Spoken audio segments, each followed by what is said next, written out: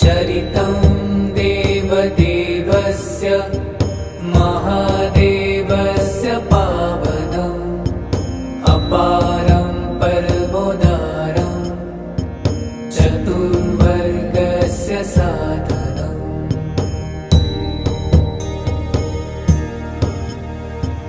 गौरीविनायकोपेतं पञ्चवक्त्रं त्रिनेत्रकम् शिवं ध्यात्वा दशभुजं शिवरक्षां पठेन्नरः।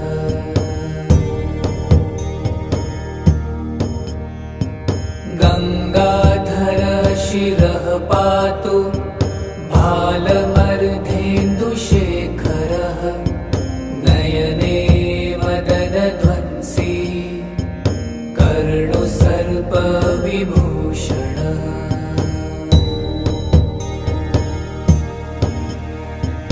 घ्राणं पातु पुरारतिः